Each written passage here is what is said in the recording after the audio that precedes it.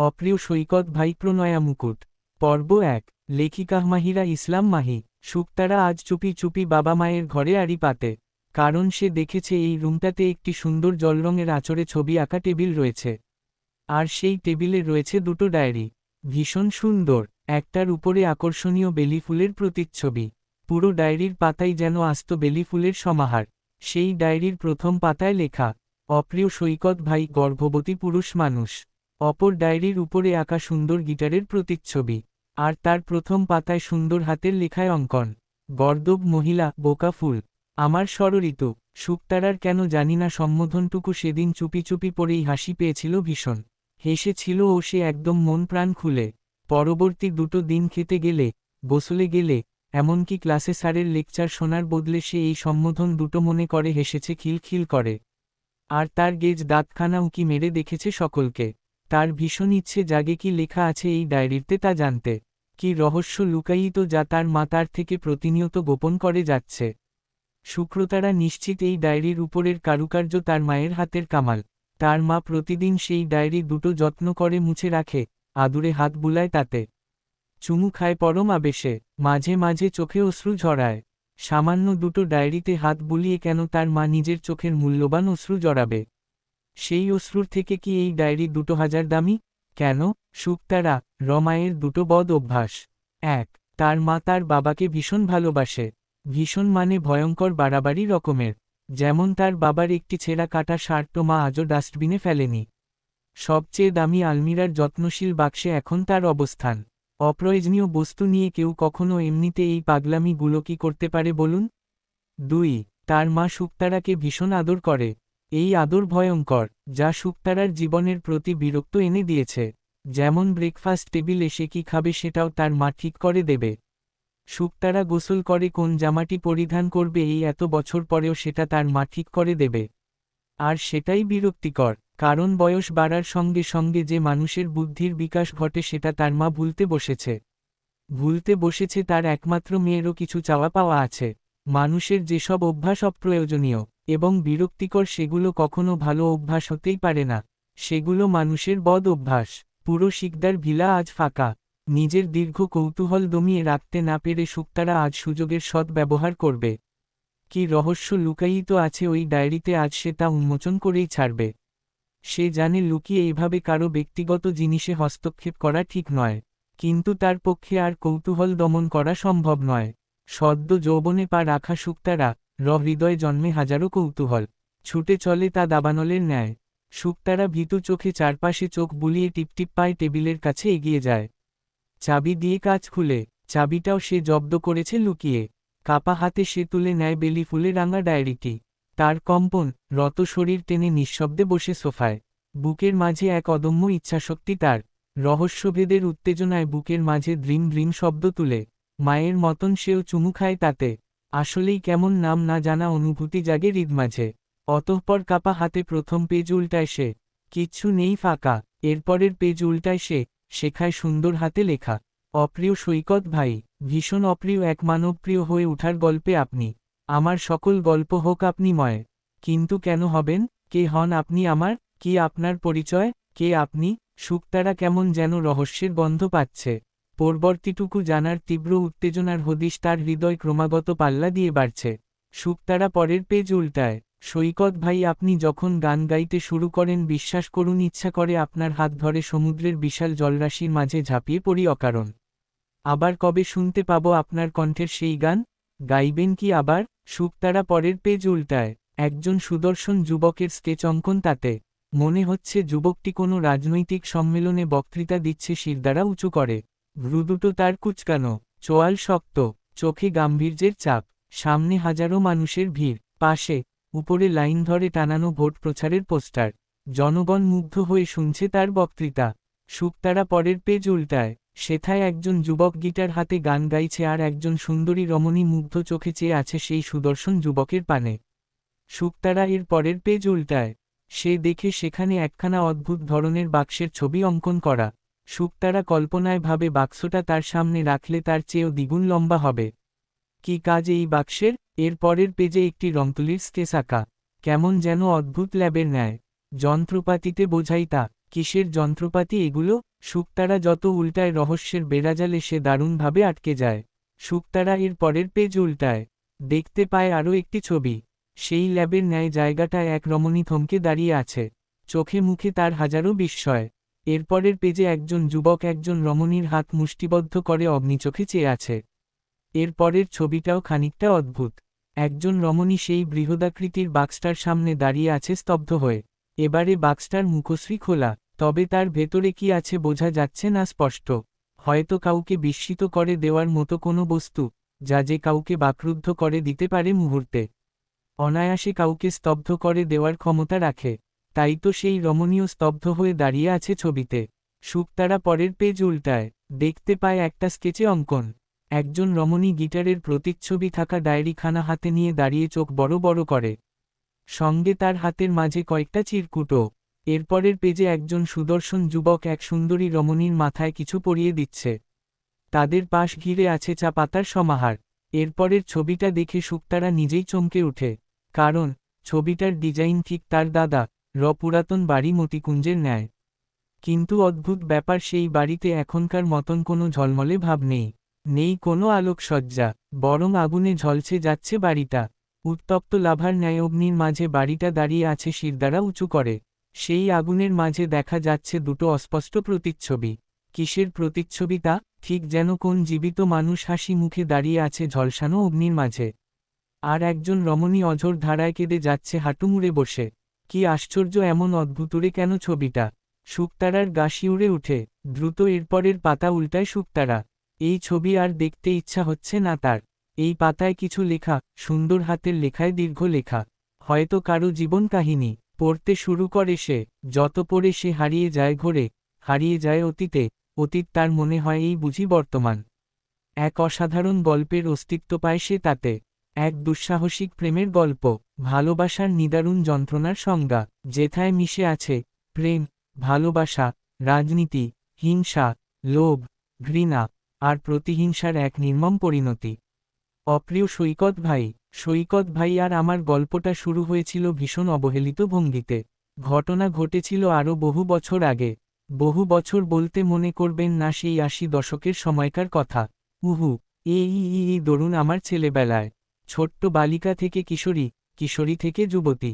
বয়সের সঙ্গে সঙ্গে একের পর এক ধাপ অতিক্রম করে যাচ্ছি ক্রমাগত। ক্লাস 6-এ পড়ুয়া কিশোরী আমার যখন ফার্স্ট মিনস্ট্রুয়েশন শুরু হলো, সৈকত ভাই তখন সদ্য কলেজের গণ্ডি পেরিয়ে একটা ভালো পজিশনে বুয়েটে চান্স পেয়ে ট্রিপল-ইতে পড়ার সুযোগ পেলেন। মাসখানেকও পার হয়নি সৈকত ভাই বুয়েটের ক্যাম্পাসে পদার্পণ করেছে, এর মাঝেই তাকে দেখা যেত সিনিয়র রাজনীতিবিদ ভাইদের সঙ্গে উঠবস করতে। কখনো বাইকে বা কখনো পায়ে হেঁটে। প্রায় আর চোখে চেয়ে দেখতাম আমি তাকে। নেহাতিটা আমার কিশোরী মনে কৌতূহল ছিল। আমি মনে করি বয়ঃসন্ধিকালে এমনটা হওয়াই স্বাভাবিক। চারপাশের আকর্ষণীয় বস্তু আমায় দৃঢ়ভাবে আকর্ষণ করত, ছুঁয়ে দিতে চাইতো খুব করে। নিজ আনন্দে ডানা মেলে উড়া ছোট্ট ধূসর প্রজাপতিকে ও রঙিন মনে হতো। আর সৈকত ভাই, সে ছিলেন কিশোরী বয়সে আমার সেই আকর্ষণীয় আর রঙিন জীবন্ত বস্তুগুলোর মাঝে একটি। নিজ ক্যাম্পাস মাতিয়ে রাখা দুরন্ত এক যুবক, মুখে সদ্য কুড়ির ন্যায় গজানো দাড়ির ছিটে, উজ্জ্বল ফর্সা মুখশ্রী, তির্যক নাক, গোলাপি ঠোঁট, বুদ্ধিদীপ্ত চোখ। সৈকত ভাইয়ের সবেতেই যেন ছিল একটা আকর্ষণীয় ভাব। তার ব্যক্তিত্ব, চলাফেরা, ভাবভঙ্গিমায় আছে এক অন্যরকম ছন্দ, যা সকলকে গভীরভাবে আকর্ষণ করতে যথেষ্ট। আমি ছিলাম সেই আকর্ষিত ব্যক্তিবর্গের মাঝের একজন। শুধু আমি কেন, আমার ক্লাসের প্রায় প্রত্যেকেই চিনত তাকে, চিনত আমার সুবাদে। আর ওদের চেনানোই আমার কাল হয়েছিল। বজ্জাতগুলো সবকটা তাকে দেখে পছন্দ করে বসল। সারাদিন কানের কাছে ঘ্যান ঘ্যান করত। মাঝে মাঝে আমার ভীষণ রাগ হতো। একজন মানুষকে কতজনের নিকট দেওয়া যায়? ওই যে কথায় আছে না, ফুলের ভেতরে মধু নেই তো কি পোকামাকড় রঙিন ফুলেই বেশি আকর্ষিত হয়। আমার বান্ধবীগুলো হচ্ছে পোকামাকড় আর সৈকত ভাই হচ্ছেন মধুবিহীন আকর্ষণীয় রঙিন ফুল। গভীর সৌন্দর্যে অধিকারী ফুল, যার বাইরেটা রঙিন হলেও ভেতররা কুৎসিত। মানুষকে কষ্ট দিতে, আমায় কষ্ট দিতে তিনি সর্বদা তৎপর। মধু থাকবে কেমন করে সারাদিন, যার মুখশ্রী হতে তিতা করলার মতো তিক্ত কথার বান ছুটে, সে মধু হবে কি করে? আমার দেখা সবচেয়ে সুন্দর, সুদর্শন, হ্যান্ডসাম, গম্ভীর, দাম্ভিক, দাপুটে, অহংকারী, বেয়াদব, ইতর, বদমাশ, শয়তান, ফাজিল অসভ্য ছেলে হচ্ছে আমার একমাত্র চাচাতো, মামাতো এবং ফুফাতো ভাই, সৈকত মাহবুব। আমাদের বিশাল জনগোষ্ঠী। এর কারণ কি আমার দাদু আক্কাস শিকদার অধিক বংশবিস্তার করেছেন? মোটেও তা নয়। আক্কাস শিকদার মোটেও অধিক বংশবিস্তার করেননি, তাহলে বিশাল জনগোষ্ঠী হলোটা কিভাবে? হবে না কেন বলুন? আমার বাপ চাচারা আছেন, তবে কি করতে? দাদুর মাত্র 3 ছেলে 2 মেয়ে। 5 জন সন্তান মাত্র অধিক হয় কি করে বলুন? এই দাঁড়ান, দাঁড়ান, আরেকজন দাদুর পরিচয় জানবেন না বুঝি? দাদু তো একজন নয় 2 জন। তবে আবার ভাববেন না আমাদের বুড়ি দাদি দুটো বিয়ে করেছিলেন বুড়ি বয়সে। উহু, এমনটা মোটেও নয়। আমাদের আরেক দাদুর নাম মুত্তালেব শিকদার, অর্থাৎ আক্কাস শিকদার এবং মুত্তালেব শিকদার আপন 2 ভাই। মোত্তালেব শিকদারের 2 মেয়ে 3 ছেলে, তবে লুপা ফুপি মোত্তালেব শিকদারের আপন মেয়ে নন। আক্কাস শিকদারের বড় ছেলে অর্থাৎ আমার বাবা জাফর শিকদার এবং মোত্তালেব শিকদারের বড় মেয়ে অর্থাৎ আমার মা আনোয়ারা ওরফে আরজু একমাত্র মেয়ে হলাম আমি। মোত্তালেব শিকদারের বড় ছেলে সৈয়দ শিকদার এবং আক্কাস শিকদারের বড় মেয়ে নীরা এত গুণের অধিকারী একমাত্র সুপাত্র থুক্কু সুপুত্র হচ্ছেন সৈকত ভাই। অর্থাৎ একই সঙ্গে সৈয়দ শিকদার হলেন আমার মামা এবং কাকা, আর আমার বড়মা নীরা হলেন সম্পর্কে ফুপি, কাকি এবং মামি। মোত্তালেব শিকদার এবং আক্কাস শিকদার আপন 2 ভাই হয়েও তারা বসবাস করে ভিন্ন ছাদের নিচে সে বহু বছর হল। 2 ভাইয়ের মনোমালিন্য কবে লাঘব হবে কে জানে? এই মনোমালিন্যের মাঝে কি রহস্য লুকায়িত তা আমরা আজও খুঁজে বের করতে পারিনি। আমরা থাকি দাদা নানার জন্মস্থান শিকদার ভিলায়, আর সৈকত ভাইয়ের পরিবার থাকেন মতিকুঞ্জে। শিকদার ভিলা আর মতিকুঞ্জ দুইবারই আমাদের সকল ভাই বোনেদের জন্য এক সমুদ্র সমান ভালোবাসার পাহাড়। 2 দাদা 2 প্রান্তে থেকে দুজন দুজনার সঙ্গে কথা বলে না আজ বহু বছর। সে আমাদের জন্মের আগের কাহিনী। সে কাহিনী আমরাও সঠিকটা পুরোপুরি জানি না। মোত্তালেব শিকদার সেই যে 30 বছর আগে ছেলে মেয়ে আর ছেলের বউদের সঙ্গে নিয়ে শিকদার ভিলা থেকে বেরিয়ে গেলেন আর কখনো মুখ হননি। তার নাতি নাতনি আমরা হাজার চেষ্টা করেও তাকে মতিকুঞ্জ থেকে বের করে শিকদার ভিলায় আনতে সক্ষম হইনি। ভবিষ্যতে হব কি না কে জানে। এখন বলি, একজন মানুষ কি কখনো একসঙ্গে এতগুলো উপাধি পাওয়ার ক্ষমতা রাখে? আমায় যদি জিজ্ঞেস করেন তবে আমি বলবো, অবশ্যই রাখে। তাই তো আমি তার নাম দিয়েছি গিরগিটি। গিরগিটি যে মিনিটে মিনিটে নিজের রং বদলায় অনায়াসে, জটিল পরিবেশে খাপ খাইয়ে নেয় নিজের সাথে। শুধু এতগুলো নয়, আরও অনেক অনেক গুণী উপাধি পাওয়ার যোগ্য তিনি। স্মার্ট, বুদ্ধিমান, বাচাল, বিরক্তিকর, তীক্ষ্ণদৃষ্টি সম্পূর্ণ 28 পা দেওয়া টকবগে যুবক সে। আপনারা বলতেই পারেন আমি তার প্রশংসা করছি নাকি দুর্নাম গাইছি, নাকি অপমান করছি। আসল কথা হচ্ছে নিজের মনের সম্ভব রাগ ক্ষোভ মানবের উপর ঢেলে দিয়ে প্রশংসা, দুর্নাম, অপমান সবগুলোই করতে চাইছি। কতটা সফল হচ্ছি জানি না, তবে ভীষণ করে চাইছি সফল হতে। সৈকত ভাইয়ের গুণকীর্তনগুলো শুনলেন, তবে এবারে তার গুণের বর্ণনাগুলোও শুনুন। সৈকত মাহবুব, অসহ্য একটা নাম। সৈকত শব্দটি উচ্চারণ করতেই প্রথমেই মস্তিষ্কে ভাসে কক্সবাজারের বিশাল সমুদ্র সৈকতের জলরাশির কিংবা কুয়াকাটা সমুদ্র সৈকতের বিশাল জলরাশি কথা। মনের মাঝে বাজে তার কলকল ধ্বনি।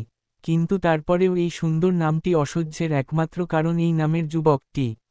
ঘুম ভাঙ্গার পরে বাড়ি ময়ে জপতে থাকে সকলে নামটি, বিছানায় ঢলে পড়ার আগ মুহূর্ত পর্যন্ত তার থেকে নিস্তার নেই।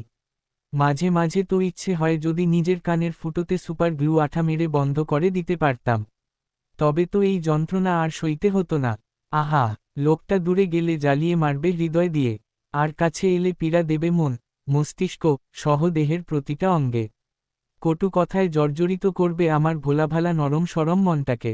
বিষাক্ত ছোবলে বিষ ছড়াবে পুরো শরীরে। কথার মারপ্যাচে জালে বন্দি করবে ততক্ষণাৎ। সারা দুনিয়া উলটপালট হলে লোকটা আমাকে এসে ধমকে জিজ্ঞেস করল ততক্ষণাৎ, সারাদিন কাজ কি তোর বেলি? তুই থাকতে দুনিয়া উলটপালট হয় কি করে বল? জবাব দে। সারাদিন খাস আর ঘুমাস, চোখ দুটো সারাক্ষণ ফোনে আর খাবার টেবিলে থাকলে দুনিয়ার খবরাখবর রাখবি কি করে? এই যেমন দেখ আমার চোখের নিচে যে ডার্ক সার্কেলের সমুদ্র হয়েছে, সেটাও তুই খেয়াল করিসনি। এই দেখ নুরিনের বাম হাতের বুড়ো নখটা ভেঙে গিয়েছে অর্ধেক, তার জন্য ও যে কেঁদে ভাসালো সেই খবর কি রেখেছিস তুই? রাখবি কেমন করে? তুই তো গর্দব না হলে কেউ সায়েন্স নিয়ে পড়ে A+ পাওয়ার পরেও বুয়েট, মেডিকেল সব অপশন বাদ রেখে শুধুমাত্র DUতে অ্যাডমিশন দেওয়ার চিন্তা করে কি করে? কোন ধরনের গর্দব মহিলা তুই ভাবা যায়? আমার তখন চিৎকার করে বলতে ইচ্ছা করে, সৈকত ভাই, সারা বাড়িতে এত এত মানুষ থাকতে কেন আমার কাছেই আপনার দুনিয়া উলটপালটের ঘটনার বিশ্লেষণ জানতে হবে বলুন? কেন আমার আপনার চোখের নিচের ডার্ক সার্কেল খেয়াল করতে হবে? আমার লাইফ আমার ডিসিশন, এতে আপনার এত নাক গলানোর কি প্রয়োজন? আমি অ্যাডমিশন বুয়েটে দেই না মেডিকেলে, তাতে আপনার কি? আমি বেলি আহসান ঋতু, আপনার এত এত প্রশ্নের উত্তর দিতে আমি বাধ্য নই, আর না আমি বলতে ইচ্ছুক। আপনার প্রশ্ন ভরে ভরে আমি মুতু করি সৈকত ভাই। একটুখানি নয়, এক হাড়ি মুতু। ইয়াকথু, আমি গর্দব মহিলা হলে আপনি 1 নম্বর বাচাল, বিরক্তিকর, অসহ্য গর্ভবতী পুরুষ মানুষ। বুঝেছেন? অসভ্য গর্ভবতী পুরুষ মানুষ।